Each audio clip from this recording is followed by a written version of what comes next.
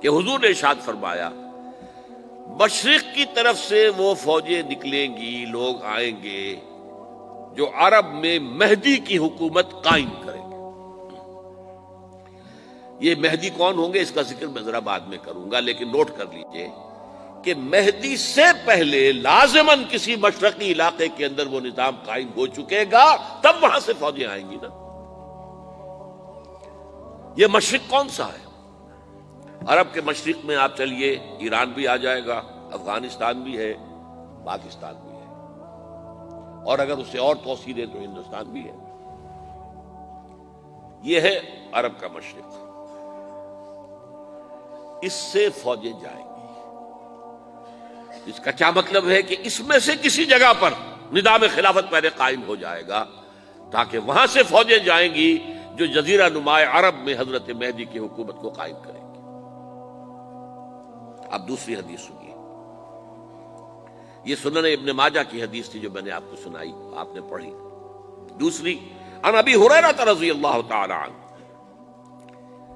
یہ ترمذی شریف کی روایت ہے، قال قال رسول اللہ صلی اللہ علیہ وسلم یخرج من خراسان رایات سود لا يردها شیء حتی تنصب بإیلیا۔ خراسان کے علاقے سے سیاہ جھنڈے لے کر فوجیں آئیں گی، ان کا رخ کوئی موڑ نہیں سکے گا، ان کو پیچھے پھیر نہیں سکیں گے کوئی بھی، یہاں تک کہ وہ یروشلم میں جا کر جھنڈے نصب کر دیں گے۔ ایلیا حضور کے زمانے میں یروشلم کو کہتے تھے۔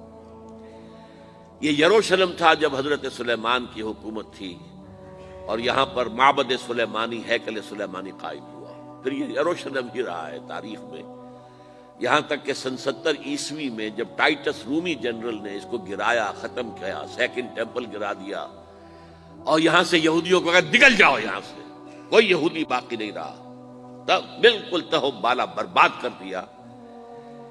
اس کے کوئی 150 سال بعد ہیڈریان، رومن ایمپرر ہیڈریان، اس نے پھر دوبارہ آباد کیا اس شہر کو۔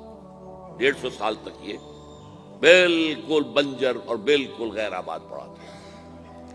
اب ہیڈریان نے جب آباد کیا تو اس کا نام ایلیا رکھا، اب یروشلم نام نہیں تھا۔ تو حضور کے زمانے میں پھر اس کا نام ایلیا تھا، اور اب اس سے کیا معلوم ہو رہا ہے کہ یہ یروشلم مسلمانوں کے قبضے سے اس وقت نکلا ہوا ہوگا۔ ایک دفعہ پہلے نکلا تھا، سن 1099 عیسوی میں مسلمانوں کے ہاتھ سے نکلا، کروسیڈرز، عیسائیوں نے آ کر اس کو قبضے میں کیا، لاکھوں مسلمانوں کو مارا، قتل کیا۔ اس کو 1187 عیسوی میں واپس لیا ہے۔ کس نے لیا ہے؟ صلاح الدین ایوبی، کرد۔ عرب کھوکھلے ہو چکے تھے، عربوں نے کھویا، واپس نہیں لے سکے، بہت حکومت کر چکے تھے، 400-500 برس کی حکومت کر کے، اور ان کے عیش اور ان کے آرام، اب ان میں جان نہیں تھی کہ وہ واپس لے سکے۔ واپس لینے والا گرم کرد خون تھا، صلاح الدین ایوبی۔ تو گویا کہ اب آپ سمجھئے کہ 88 برس تک عیسائیوں کا قبضہ رہا یروشلم پر۔ اب 1967 میں یہودیوں نے قبضہ کیا ہے، اور اب 38 برس تو ہو گئے، 88 نہیں تو 38 برس تو ہو گئے ہیں، لیکن وہ دور آئے گا کہ اب پھر لیں گے۔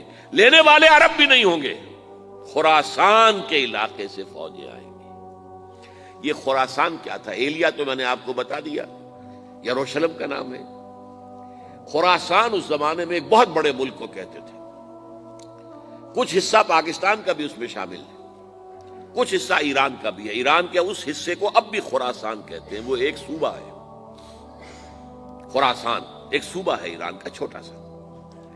پاکستان میں خاص طور پر یہ جو علاقہ مالا کنڈ ایجنسی کہلاتی ہے، اس سے اوپر جتنا علاقہ ہے، اور یہ جو واخان کی ایک پٹی آتی ہے اوپر، واخان افغانستان کی ایک پٹی سی دم سی چلی آتی ہے جو جا کر چائنا کی سرحد سے مل جاتی ہے، یہاں سے لے کے یہاں تک یہ جو مالا کنڈ کا وہ درہ ہے اور پہاڑ ہے، یہ بھی خراسان کا حصہ ہے۔